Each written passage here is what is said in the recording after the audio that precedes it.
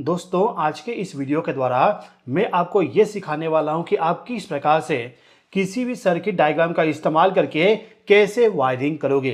देखिए फिलहाल के टाइम पे यहाँ पे मेरे पास में 2 पेज का सर्किट डायग्राम है। जैसे कि आप देखोगे एक सर्किट डायग्राम ये हो गया और दूसरा ये वाला हो गया। अब ये जो पूरा सर्किट डायग्राम है इसी के अकॉर्डिंग हम यहाँ पे वायरिंग करना सीखेंगे।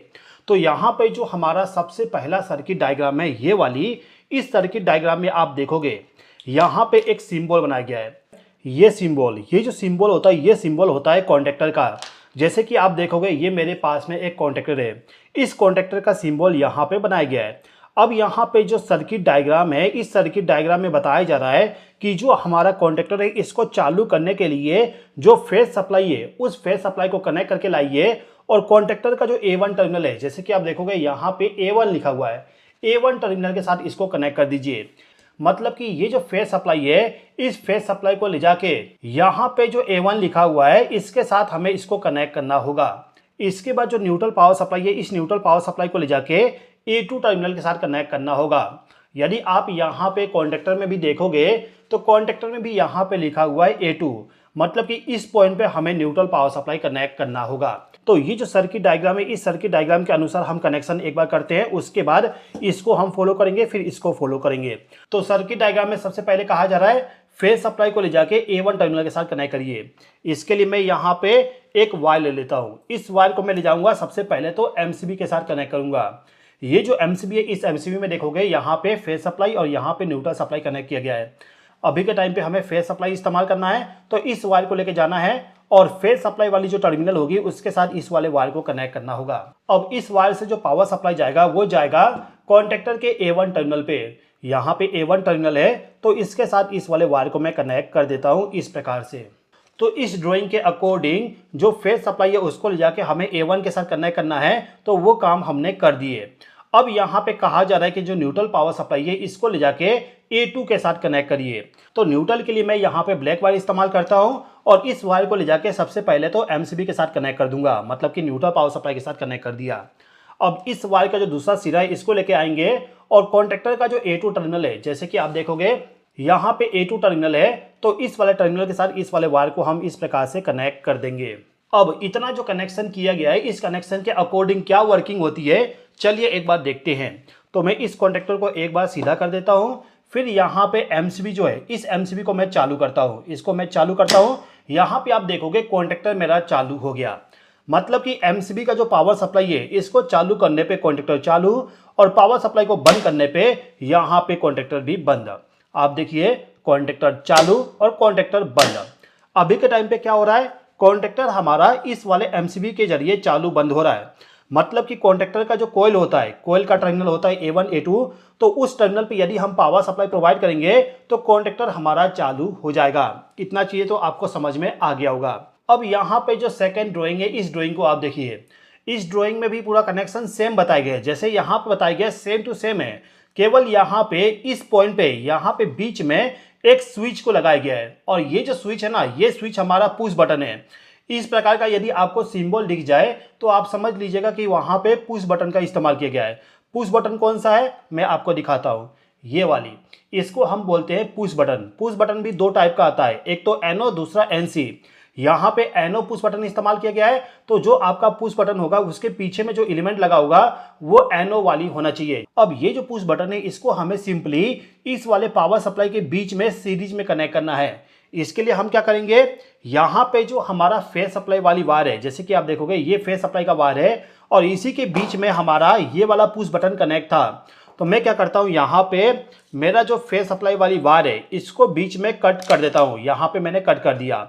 अब इस वायर का जो इंसुलेशन है उसको मैं रिमूव करता हूँ और रिमूव करने के बाद वायर जो है उस वायर का एक सिरे को ले जाके पुश बटन के इनपुट टर्मिनल पे कनेक्ट कर दूंगा। कहीं भी कनेक्ट कर सकते हैं हम, चाहे यहाँ कनेक्ट करें चाहे यहाँ पे, कोई भी दिक्कत नहीं है। मैं अभी के टाइम पे यहाँ पे कनेक्ट कर दिया। अब इसी वायर का जो दूसरा वायर था उस वायर को लेके आएंगे और इस वाले पॉइंट का जो आउटपुट है उसके साथ इसको कनेक्ट कर देंगे। यहाँ पे मैंने इस वाले वायर को कनेक्ट कर दिया।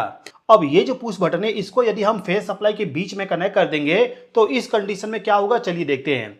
अभी के टाइम पे मैं MCB को चालू करता हूँ, एमसीबी को चालू करने के बाद भी यहाँ पे कॉन्टेक्टर चालू नहीं हुआ। पहले आप देख रहे थे एमसीबी को चालू करने पे कॉन्टेक्टर चालू हो रही थी और एमसीबी को बंद करने पे कॉन्टेक्टर ऑफ, लेकिन अभी के टाइम पे एमसीबी चालू है, कॉन्टेक्टर बंद है। कॉन्टेक्टर को यदि हमें चालू करना है तो पुश बटन को हमें प्रेस करना पड़ेगा। जैसे कि आप देखोगे, इसको यदि मैं प्रेस करता हूं तो कॉन्टेक्टर चालू, रिलीज करने पे बंद, प्रेस करने पे चालू, रिलीज करने पे बंद।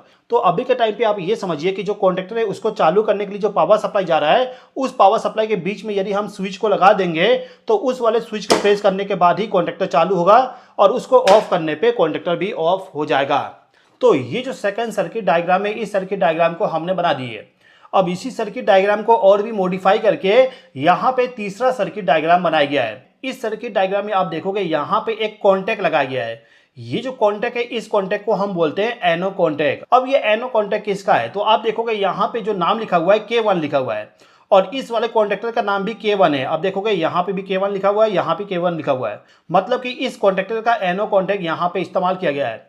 तो इस एनो कॉन्टैक्ट को कैसे कनेक्ट करना है, तो सिंपल सा तरीका यहाँ पे देखोगे, कॉन्टैक्टर का जो एनो कॉन्टैक्ट है उसको input power supply start push button के पहले से आना चाहिए और इस एनो कॉन्टैक्ट से power supply start push button के आउटपुट में जाना चाहिए। तो ये जो सर्किट डायग्राम है, इसी सर्किट डायग्राम के अकॉर्डिंग हम यहाँ पे कनेक्शन करते हैं। देखिए यहाँ पे जो कॉन्टैक्टर है, इस कॉन्टैक्टर का एनो कॉन्टैक्ट यहाँ पे दिया गया है। जैसे कि आप देखोगे कॉन्टैक्टर के ऊपर में यहाँ पे लिखा होता है एनो। ये जो एनो कॉन्टैक्ट है इसी का इस्तेमाल करना होता है।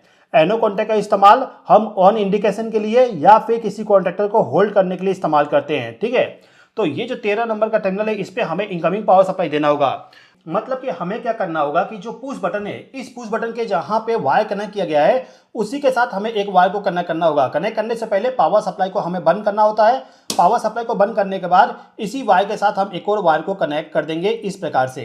अब ये जो वायर हमने कनेक्ट किए, इसका जो दूसरा सिरा है इसको हम लेके जाएंगे और कॉन्टैक्टर के ऊपर में जहां पे एनो कॉन्टैक्ट लिखा हो, मतलब कि एनो जहां पे लिखा हो उसी के साथ इस वाले वायर को हम कनेक्ट कर देंगे इस प्रकार से। अब इस एनो कॉन्टैक्ट का जो आउटपुट है, उस आउटपुट से एक वायर को ले जाके इसी पुश बटन के इनपुट पे हमें कनेक्ट करना होगा। मतलब कि दोनों साइड से हमें वायर का कनेक्शन करना होगा। तो इसके लिए मैं इस वायर का इस्तेमाल करता हूं और इस वायर को ले जाके कॉन्टैक्टर का जो यहाँ पे एनो लिखा हुआ है, यहाँ पे 13 नंबर का टर्मिनल है एनो वाली और यहाँ पे 14 नंबर का टर्मिनल है एनो वाली। तो 14 नंबर टर्मिनल पे मैंने इस वाले वायर को कनेक्ट कर दिया। अब इस वाले वायर को ले जाके जो हमारा स्टार्ट पुश बटन है, इसका जो दूसरा साइड है, उस साइड में इस वाले वायर को हम कनेक्ट कर देंगे इस प्रकार से। तो ये जो तीसरा सर्किट डायग्राम है, इस सर्किट डायग्राम के अनुसार हमने पूरा का पूरा कनेक्शन कर दिए। अब इस कनेक्शन में क्या होगा, चलिए देखते हैं। तो सबसे पहले मैं एमसीबी को चालू करता हूं। एमसीबी को चालू करने के बाद यहाँ पे कुछ भी नहीं हुआ, लेकिन जैसे मैं यहाँ पे स्टार्ट पुश बटन को प्रेस करूंगा, कॉन्टैक्टर मेरा चालू, और यहाँ पे मैंने पुश बटन को भी रिलीज कर दिया हूं तो भी यहाँ पे कॉन्टैक्टर चालू है। अब मैं इसको बंद नहीं कर सकता हूं, बंद करने का मेरे पास में ऑप्शन नहीं है। वैसे बंद करने के लिए हम स्टॉप पुश बटन का इस्तेमाल करते हैं, लेकिन अभी हमने उसको कनेक्ट नहीं किए। अब यहाँ पे जो एमसीबी है, इसको यदि मैं बंद करूं तो कॉन्टैक्टर ऑफ, दोबारा यदि मैं चालू करूंगा तो यहाँ पे चालू नहीं होगा। चालू करने के लिए दोबारा से मुझे स्टार्ट पुश बटन को प्रेस करना पड़ेगा, तब जाके कॉन्टैक्टर मेरा चालू होगा। अब इस सर्किट में यदि मुझे इस कॉन्टैक्टर को बंद करना है तो एमसीबी को मुझे बंद करना पड़ेगा। बंद करने के बाद ही मेरा कॉन्टैक्टर यहाँ पे ऑफ होगा। तो ये जो सर्किट डायग्राम है, इस सर्किट डायग्राम के अनुसार हमने कनेक्शन पूरा कर दिए। अब इस सर्किट डायग्राम के बाद में यहाँ पे मेरे पास में एक और सर्किट डायग्राम है, ये वाली। इस सर्किट डायग्राम को हम फॉलो करेंगे और उसके अकॉर्डिंग पूरा वायरिंग करना सीखेंगे, ठीक है। लेकिन आगे बढ़ने से पहले मैं आपको बताना चाहूंगा कि यदि आप इस प्रकार का सर्किट डायग्राम बनाना चाहते हो या फिर इस प्रकार का जो वायरिंग होती है, उस वायरिंग को हम किस प्रकार से स्टेप बाय स्टेप में करते हैं, यदि आप पूरा डिटेल से सीखना चाहते हो तो इसके लिए मेरा एक कोर्स है। कोर्स का नाम है इलेक्ट्रिकल वायरिंग मास्टर कोर्स। इस वाले कोर्स में मैंने इतना बेहतरीन तरीके से ये बताया हूं कि जो सर्किट डायग्राम होता है, उस सर्किट डायग्राम को देख के किस प्रकार से आप वायरिंग करोगे। इसके अलावा सर्किट डायग्राम जो होती है उसमें यदि आपको मॉडिफिकेशन करना है, मॉडिफिकेशन का मतलब कि जैसे आप देखोगे यहाँ पे मेरे पास में जो ये वाला सर्किट डायग्राम है, इस सर्किट डायग्राम में यहाँ पे और मॉडिफाई किया गया है। इसमें यहाँ पे टाइमर को लगाया गया है। तो यदि आपसे कुछ कहा जाए कि ऐसा काम और कर दो तो उस काम को किस प्रकार से करोगे, उसके बारे में भी उस वाले कोर्स में बताया हूं। इसके अलावा यदि आपके पास में कोई स्टार्टर है, उस वाले स्टार्टर में यदि कोई दिक्कत आती है तो स्टार्टर का जो प्रॉब्लम है, उस प्रॉब्लम को सॉल्व करने के लिए किस प्रकार से सर्किट डायग्राम को फॉलो करोगे, वो भी आप उस वाले कोर्स के माध्यम से सीख जाओगे। कोर्स का फीस केवल 499 रुपीज है। 499 रुपीज में आपको इतना बेहतरीन चीजें सिखा दूंगा जो कि आप कंपनी में 3-4 साल काम करने के बाद भी नहीं सीख पाओगे। तो यदि आप कंपनी में रह के सीखना चाहते हो तो बिल्कुल मत ज्वाइन करिए कोर्स को। और यदि आप चाहते हो कि 1 महीने के अंदर पूरा अच्छे तरीके से एक परफेक्ट इलेक्ट्रीशियन बन जाओ, तो इसके लिए मेरा जो कोर्स है 499 रुपीज वाली, और कोर्स का नाम है इलेक्ट्रिकल वायरिंग मास्टर कोर्स, इस वाले कोर्स को आप ज्वाइन कर लीजिएगा। कोर्स का लिंक मैंने डिस्क्रिप्शन में दे दिया हूं। इसके अलावा ये जो मेरा मोबाइल नंबर है, इस मोबाइल नंबर पे आप कॉल करके कोर्स का लिंक मांग सकते हो, और कोर्स के बारे में यदि आपको कोई भी इंफॉर्मेशन चाहिए तो आप मुझसे डायरेक्टली बात कर सकते हो। ठीक है दोस्तों, कोर्स बहुत ही बेहतरीन है, बहुत ही जबरदस्त है। यदि आप देखोगे तो आपको पता चल जाएगा। चलिए अब हम यहां पे इस वाले सर्किट को और भी मॉडिफाई करते हैं। अब ये जो सर्किट डायग्राम है, इस सर्किट डायग्राम में आप देखोगे पुराना सर्किट तो सेम टू सेम है, लेकिन अभी के टाइम पे यहां पे एक नया इलेक्ट्रिकल डिवाइस को कनेक्ट किया गया है। अब ये इलेक्ट्रिकल डिवाइस क्या है? देखिए, यदि आप ड्राइंग का इस्तेमाल करते हुए वायरिंग करने जाओगे तो आपको इलेक्ट्रिकल सिंबल का नॉलेज होना चाहिए। इसलिए मैं यहाँ पे आपको बता रहा हूँ कि ये कॉन्टेक्टर है, ये पुश बटन है, ये आपका एनो कॉन्टेक्ट है। अब यहाँ पे आ गया है एक और नया सिंबल। इस सिंबल को हम बोलते हैं टाइमर का सिंबल। टाइमर भी बहुत सारे टाइप के होते हैं, लेकिन फिलहाल के टाइम पे ये जो सिंबल आप देख रहे हो, ये सिंबल है ऑन डिले टाइमर का। तो हमें यहाँ पे एक ऑन डिले टाइमर इस्तेमाल करना पड़ेगा, और इस टाइमर को पावर सप्लाई एनो कॉन्टेक्ट के आउटपुट से कनेक्ट करना होगा, और इस टाइमर को हमें न्यूट्रल सप्लाई भी देना होगा। न्यूट्रल सप्लाई जाएगा A2 टर्मिनल पे, और फेज सप्लाई आएगा A1 टर्मिनल पे। फेज सप्लाई कहाँ से आएगा? पुश बटन के आउटपुट से, या फिर जो हमारा एनो कॉन्टेक्ट है उस एनो कॉन्टेक्ट के आउटपुट से हम इस वाले वायर को कनेक्ट कर सकते हैं। यहाँ पे आप पूरा सर्किट डायग्राम देख सकते हो। इसके अलावा यहाँ पे एक और मॉडिफिकेशन है, इसको कर लेते हैं फिर ये करेंगे। ठीक है, तो अभी के टाइम पे मुझे यहाँ पे एक टाइमर इस्तेमाल करना है, तो ये मेरे पास में टाइमर है।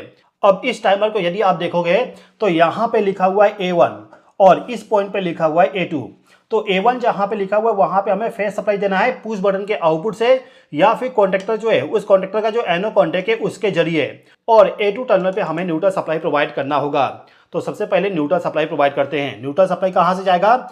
MCB जो है उस MCB से न्यूट्रल सप्लाई, या फिर कॉन्टेक्टर जो है उस कॉन्टेक्टर को जो न्यूट्रल सप्लाई दिया गया है वहां से भी कनेक्ट कर सकते हैं, या फिर हम चाहें तो इस वाले वायर को बीच में कट करके, जैसे कि बहुत ही लंबा वायर है तो इसको मैं कट कर देता हूं। कट करने के बाद इसको मैं आपस में ज्वाइन कर दूंगा, और ज्वाइन करने के बाद इसको मैं लेके जाता हूं, और यहाँ पे जो टाइमर है, इस टाइमर में यहाँ पे A2 टर्मिनल है, तो A2 टर्मिनल पे मैं डायरेक्टली इसको कनेक्ट कर दूंगा इस प्रकार से। मतलब कि अभी के टाइम पे क्या हो रहा है, इस वाले MCB के जरिए न्यूट्रल सप्लाई आया टाइमर में, और यहीं से एक वायर का लूपिंग करके हमने इस वाले कॉन्टेक्टर को भी न्यूट्रल सप्लाई दे दी है। मतलब कि कॉन्टेक्टर को भी न्यूट्रल सप्लाई मिल रहा है और टाइमर को भी न्यूट्रल सप्लाई मिलना स्टार्ट हो गया। अब यहाँ पे हमें फेज सप्लाई का कनेक्शन करना है। तो फेज सप्लाई का कनेक्शन करने के लिए सर्किट डायग्राम में बताया गया है, जो हमारा स्टार्ट पुश बटन है वहां से वायर को लाके कनेक्ट कर सकते हैं, या फिर कॉन्टेक्टर का जो एनो कॉन्टेक्ट है उसके आउटपुट टर्मिनल से वायर को ले जाके इस वाले टाइमर को हम पावर सप्लाई प्रोवाइड कर सकते हैं। तो अभी के टाइम पे हम इसी एनो कॉन्टेक्ट का इस्तेमाल करते हैं। तो यहाँ पे मेरे पास में कॉन्टेक्टर है, इस कॉन्टेक्टर का जो आउटपुट है, जैसे कि आप देखोगे ये जो पुश बटन है, एक बार दिखाता हूं मैं, इस वाले पुश बटन को पावर सप्लाई यहां से दिया गया है, और इसका इनपुट पावर सप्लाई यहां पे दिया गया है, मतलब कि ये इनपुट हो गया। अब इसका आउटपुट कहां पे होगा? यहाँ पे, क्योंकि इसका आउटपुट यहाँ पे गया है, फिर यहीं से पावर सप्लाई हमारे इस कॉन्टेक्टर के A1 टर्मिनल पे गया है। सर्किट डायग्राम में भी आप देखोगे A1 टर्मिनल पे जो पावर सप्लाई गया है उसी पावर सप्लाई का भी हम लूपिंग कर सकते हैं। मतलब कि हमें इस पॉइंट से पावर सप्लाई देना होगा जहां से पावर सप्लाई इस कॉन्टेक्टर के A1 टर्मिनल पे जा रहा है, और इसी पॉइंट से पावर सप्लाई इस वाले एनो कॉन्टेक्ट को जा रहा है। वो वाला टर्मिनल ये वाला है, तो इस वाले टर्मिनल पे मैं एक वायर को कनेक्ट कर देता हूं। अब इस वायर का जो दूसरा सिरा है, इस सिरे को ले जाके टाइमर का जो A1 टर्मिनल है उसके साथ कनेक्ट करना होगा। तो यहाँ पे A1 टर्मिनल है, तो इसके साथ मैं इस वाले वायर को कनेक्ट कर देता हूँ इस प्रकार से। तो ये जो सर्किट डायग्राम है, इस सर्किट डायग्राम के अनुसार हमने पूरा यहाँ पे कनेक्शन कर दिए। अब कनेक्शन करने के बाद इसको हम चालू करके देखते हैं। सबसे पहले मैं यहाँ पे MCB को चालू करता हूँ। MCB को चालू करने के बाद ना तो यहाँ पे कॉन्टेक्टर चालू हुआ, ना ही टाइमर चालू हुआ। कैसे मुझे पता चला कि टाइमर भी चालू नहीं हुआ? इसके लिए यहाँ पे एक ऑन इंडिकेटर लगा हुआ है। यदि ये इंडिकेटर ग्लो हो जाएगा तो हम समझ लेंगे कि टाइमर में पावर सप्लाई चला गया है। जैसे कि मैं यदि यहाँ पे स्टार्ट बटन को प्रेस कर दूं तो आप देखोगे यहाँ पे इंडिकेटर ग्लो होना स्टार्ट हो गया, मतलब कि टाइमर में भी पावर सप्लाई चला गया और यहाँ पे हमारा कॉन्टेक्टर भी चालू हो चुका है। अब कुछ समय के बाद आप देखें कि यहाँ पे एक लाइट चालू हो गया। ये लाइट हमारा ये बताता है कि जो टाइमर है इसका टाइम कंप्लीट हो गया है और इस टाइमर का जो NO-NC कॉन्टैक्ट है उसको चेंज कर दिया है। किस प्रकार से चेंज करता है, टाइमर कैसे वर्क करता है, मैंने कोर्स में बताया हूँ, इलेक्ट्रिकल वायरिंग मास्टर कोर्स। उस वाले कोर्स को ज्वाइन करके आप डिटेल में पूरा चीजें समझ सकते हो। तो अभी के टाइम पे टाइमर में पावर सप्लाई चला जा रहा है और कॉन्टैक्टर भी चालू हो जा रही है। अब कॉन्टैक्टर को बंद करना है या फिर टाइमर को बंद करना है तो इसके लिए MCB को बंद करना पड़ेगा। MCB को बंद करने के बाद ये बंद। देखिए यहाँ पे जो अगला सर्किट डायग्राम है, ये सर्किट डायग्राम भी हमारा सेम टू सेम है, केवल हमें यहाँ पे इस वाले जगह पे एक और इलेक्ट्रिकल डिवाइस को कनेक्ट करना है। जैसे कि आप देखोगे यहाँ पे इस वाले सर्किट डायग्राम में यहाँ पे एक और इलेक्ट्रिकल डिवाइस कनेक्ट किया गया है। अब ये क्या चीज है, देखिए यहाँ पे लिखा हुआ है KT1 और इस वाले टाइमर में देखोगे यहाँ भी लिखा हुआ है KT1, मतलब कि इस टाइमर का NC कॉन्टैक्ट यहाँ पे इस्तेमाल किया जा रहा है जिससे कि इसके ओपन होने के बाद कॉन्टैक्टर ऑटोमेटिकली बंद हो जाए। कैसे बंद होगा अभी प्रैक्टिकली आपको दिखाऊंगा। फिलहाल के टाइम पे हमें इस वाले NC कॉन्टैक्ट का इस्तेमाल करना है और ये जो NC कॉन्टैक्ट है इसका कनेक्शन करने के लिए हमने क्या किया है, जो फेज सप्लाई यहाँ पे डायरेक्टली कॉन्टैक्टर को जा रहा था उसी के बीच में हमने इस वाले NC कॉन्टैक्ट को कनेक्ट कर दिए। मतलब कि टाइमर का NC कॉन्टैक्ट कॉन्टैक्टर के सीरीज में आएगा। कैसे आएगा बताता हूँ। देखिए अभी के टाइम पे यहाँ पे हम देखेंगे कि जो ये वाला वायर है, ये वायर हमारा डायरेक्टली कॉन्टैक्टर के पास जा रहा है, जैसे कि A1 टर्मिनल पे जा रहा है। इसी वायर को बीच में कट करना है। कट करने के बाद इस वाले टाइमर का जो NC कॉन्टैक्ट है उसका इस्तेमाल करते हुए इसका कनेक्शन करना है। अभी के टाइम पे इस वायर का लेंथ छोटा है तो मैं क्या करता हूँ, यहाँ पे जो कनेक्शन किया गया इसको रिमूव करता हूँ। ठीक है, यहाँ से मैंने रिमूव कर दिया। रिमूव करने के बाद इस वाले वायर को लेके जाऊँगा और टाइमर के साथ कनेक्ट करूँगा। देखिए यहाँ पे जो हमारा कॉन्टैक्टर है, इस कॉन्टैक्टर का जो A1 टर्मिनल है उसके सीरीज में टाइमर का NC कॉन्टैक्ट हमें इस्तेमाल करना है। तो इस वाले वायर को मैं लेता हूँ और इस वायर को ले जाके टाइमर का जो कॉमन टर्मिनल है, कॉमन टर्मिनल इसका 15 नंबर का टर्मिनल होता है। यदि आपको नहीं मालूम तो सर्किट डायग्राम जो होता है उसको देख लीजिए।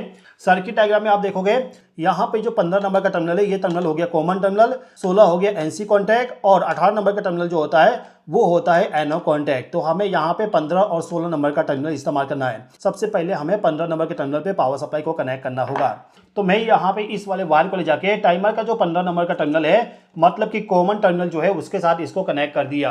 अब इस टाइमर का जो NC कॉन्टैक्ट है उस कॉन्टैक्ट के साथ इस वाले वायर को मैं कनेक्ट कर देता हूं। अब इस टाइमर का जो NC कॉन्टैक्ट है उस कॉन्टैक्ट के साथ एक नया वायर को ले जाके मैं यहाँ पे कनेक्ट कर देता हूं। अब इस वायर का दूसरा सिरा इसको लेके जाना है और कॉन्टैक्टर का जो A1 टर्मिनल है, जिस पॉइंट से हमने वायर को रिमूव किए उसी जगह पे इसको कनेक्ट करना होगा। तो आप यहाँ पे देखोगे इस वाले पुश बटन के आउटपुट टर्मिनल से पावर सप्लाई टाइमर में जा रहा है, फिर टाइमर से रिटर्न होकर डायरेक्टली कॉन्टैक्टर का जो A1 टर्मिनल है वहां पे चला जा रहा है। मतलब कि कॉन्टैक्टर को जो पावर सप्लाई जा रहा है वो पावर सप्लाई अब टाइमर के NC कॉन्टैक्ट से होते हुए जाएगा। अब इस सर्किट डायग्राम का वर्किंग को बताने से पहले मैं आपसे रिक्वेस्ट करना चाहूंगा, यदि आप चाहते हो कि इस वाले वीडियो का जो सेकंड पार्ट है उस सेकंड पार्ट को मैं बनाऊं तो इसके लिए आपको कमेंट बॉक्स में कमेंट करना होगा इलेक्ट्रिकल सर्किट डायग्राम। आपको यहां पे लिखना है इलेक्ट्रिकल सर्किट डायग्राम और ये जो कमेंट है ना, कमेंट कम से कम 100 आना चाहिए। यदि 100 से कमेंट कम आया तो इसका सेकंड पार्ट बिल्कुल भी नहीं बनने वाला है। मैं आपके लिए मेहनत कर रहा हूं, मेहनत करके आपको अच्छा वीडियो दे रहा हूं, लेकिन आप एक छोटा सा कमेंट नहीं कर पा रहे हो। यदि आपने अभी तक वीडियो देख ली मतलब कि आपको वीडियो पसंद आ रहा है तो कमेंट करिए। कमेंट आपको करना है इलेक्ट्रिकल सर्किट डायग्राम। यदि आप सभी लोगों ने कमेंट किए और कमेंट 100+ हो जाता है तो मैं इस वीडियो का सेकंड पार्ट बनाऊंगा और मैं गारंटी करता हूं सेकंड पार्ट ना इससे भी और भी ज्यादा मजेदार होने वाली है। मतलब कि आपको और भी ज्यादा चीजें सीखने को मिलने वाला है सेकंड वाले पार्ट में। तो यदि आपको सेकंड पार्ट चाहिए तो कमेंट जरूर करना पड़ेगा। तो यहाँ पे जो हमारा कनेक्शन है ये कनेक्शन तो बन चुका है। अब इसको हम एक बार चेक कर लेते हैं। तो सबसे पहले तो मैं यहाँ पे MCB को चालू करता हूँ। MCB को चालू करने के बाद अभी के टाइम पे आप देखोगे ना तो कॉन्टैक्टर चालू हुआ ना ही टाइमर चालू हुआ है। अब मैं स्टार्ट बटन को दबाता हूँ, आप देखोगे कॉन्टैक्टर चालू, टाइमर भी चालू। लेकिन कुछ समय के बाद यहाँ पे देखोगे कॉन्टैक्टर ऑटोमेटिकली बंद हो गया। क्यों बंद हुआ? क्योंकि हमारा जो टाइमर है इस टाइमर में हमने टाइम सेट करके रखे हैं। जो भी टाइम हम यहाँ पे सेट करेंगे उतना टाइम के बाद में ये जो NC कॉन्टैक्ट है ये NC कॉन्टैक्ट ब्रेक होगा और ब्रेक होने के बाद इस वाले कॉन्टैक्टर के पावर सप्लाई को बंद कर देगा, जिसकी वजह से कॉन्टैक्टर हमारा बंद हो जाएगा। तो इतना चीजें आपको समझ में आ गया होगा। टाइमर में यदि आपको टाइम सेट करना है तो सिंपली इस वाले नॉब को आप रोटेट कर दीजिएगा। मैंने यहाँ पे 10 सेकंड का टाइम सेट कर दिया। फिर से मैं यहाँ पे स्टार्ट बटन को दबाता हूँ, आप देखिए कॉन्टैक्टर चालू, टाइमर भी चालू हो चुका है। टाइमर का टाइम कंप्लीट होते ही ये कॉन्टैक्टर ऑटोमेटिकली बंद हो जाएगा। वेट करते हैं, 10 सेकंड कंप्लीट, कॉन्टैक्टर ऑफ। दोबारा चालू किया, कॉन्टैक्टर चालू, टाइमर का टाइम चल रहा है। टाइम कंप्लीट होते ही कॉन्टैक्टर हमारा बंद हो जाएगा। तो इस वीडियो को आपने पूरा देख लिया और देखने के बाद मैं गारंटी के साथ कह सकता हूं अभी के टाइम पे जो मैंने आपको यहाँ पे सर्किट डायग्राम के जरिए जो एक्सप्लेनेशन किया वो कभी भी आप भूलोगे नहीं।